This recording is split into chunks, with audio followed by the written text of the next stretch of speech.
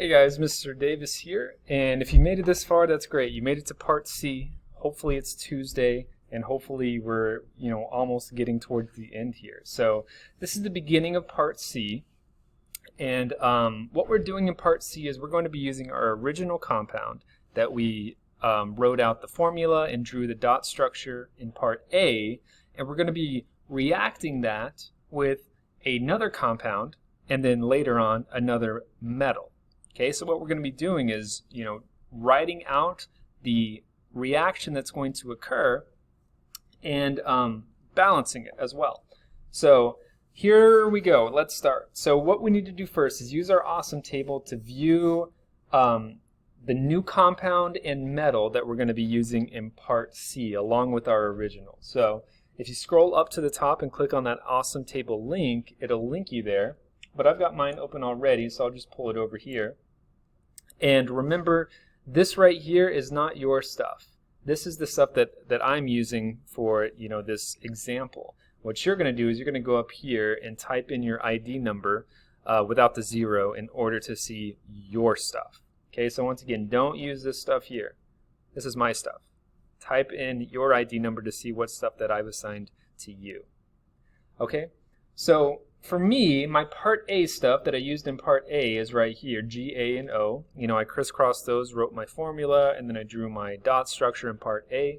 In part C, the first thing we need is this guy here, my part C A compound. So if I go back to my my thing here, the first thing it wants me to do is write the compound assigned to me from the spreadsheet for part C, and it was NaCl.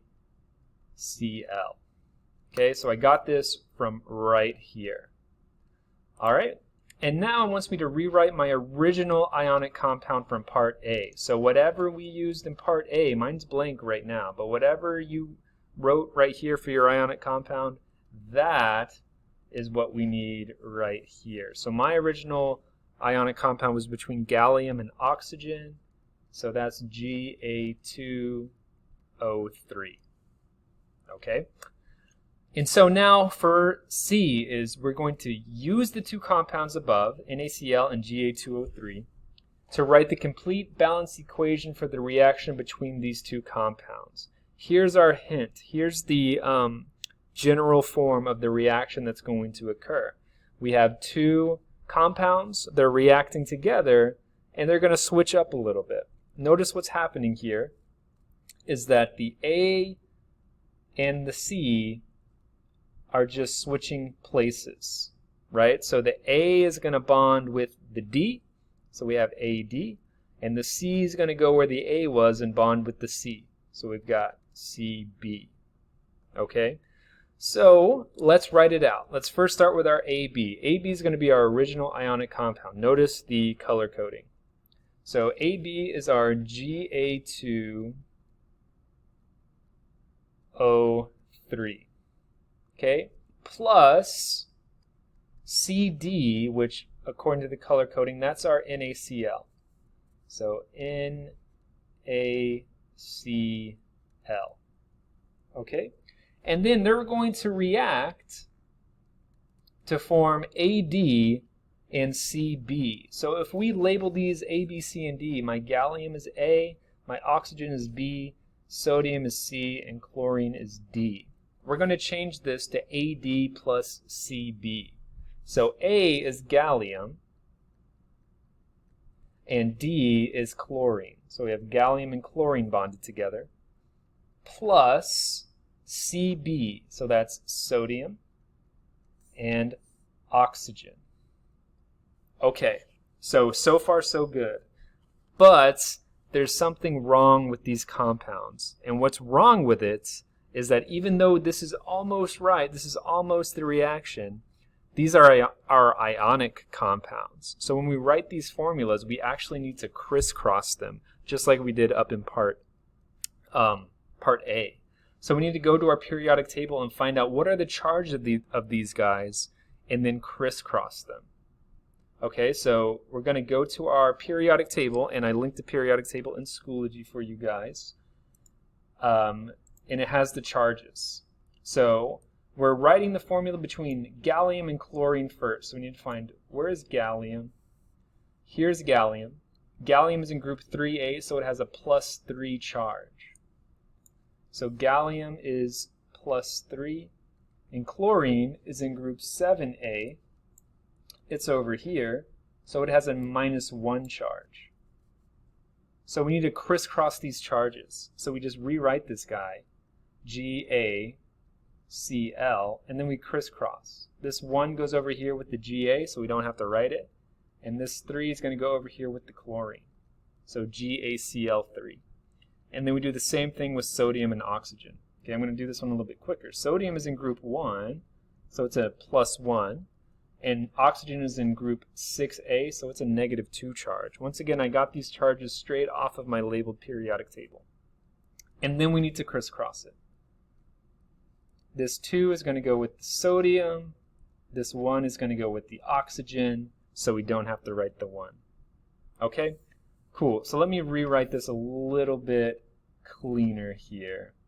Let me write these guys closer together. GaCl3 plus Na2O. And I'm just going to rewrite these guys as well, just to drag them down a little bit. So it all looks nice and neat, or as neat as I can write them with my handwriting. Okay, there we go. Now we have our equation. What do you think the next thing we need to do is? Hopefully you said we need to balance it. And yes, you are right. The next thing we need to do is balance it. So to balance it, we list out our atoms on each side. We've got Ga, O, Na, and Cl. I like to put a line down the middle. You guys don't have to. And then we're going to list the other atoms in the same order. Ga, O, Na, Cl. Now we count them up. On the left side we got Ga2, so that's 2 Gas. On the right side, O3 is 3 Os. Na, so that's 1 sodium. And Cl, that's 1 chlorine. And then on the right side, we got Ga, so that's just 1. We have just O, so that's 1. Na2, which means we have 2 sodiums. And then Cl3, so we've got 3 Cls. Okay, so now we need to balance it. So to balance this guy, we'll just start on the top with our Gas, our galliums. On the left side I have 2, on the right side I have 1, so we need to decide what is the number I can multiply the smaller guy to make it equal to the bigger guy. So we need to multiply that guy times 2 to make it equal to 2.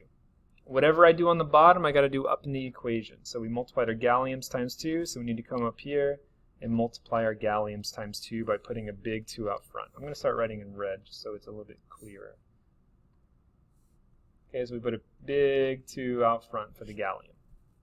Okay, so we multiplied our galliums times 2, but we also multiplied our chlorines times 2. So we need to come back down here and multiply our chlorines times 2.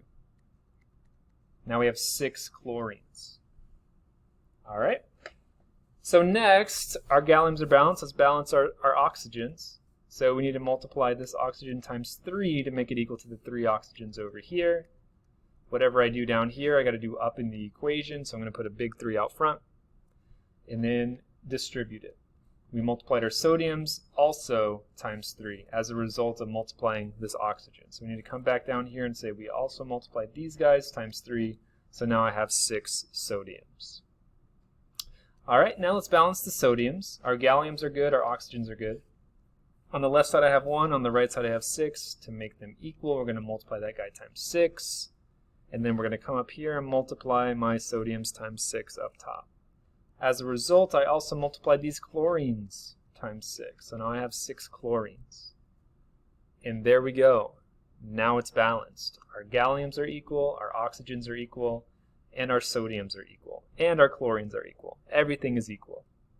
So you're going to do the same thing with your compounds. All right, you're going to write out your original compound.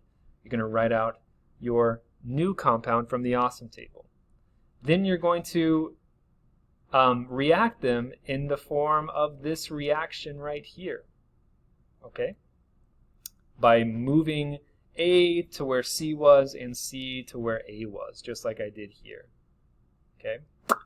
So if I should have done this earlier, but this is A, this is D, this is C, this is B. Okay, we just swapped the spots, right? And then, once you have them listed out there, you have to crisscross the right side to get the correct bonds, the correct compounds, just like I did here. Then once you get that, then you balance it. Okay, it might take you a little bit. Ask me for help, or ask your teacher for help. That's what we're here for. Ask us for help if you get stuck. Okay? And then finally, the last part of this part of my video, what type of reaction is this? What type of reaction did we just write out and balance? Okay? A hint is this general reaction.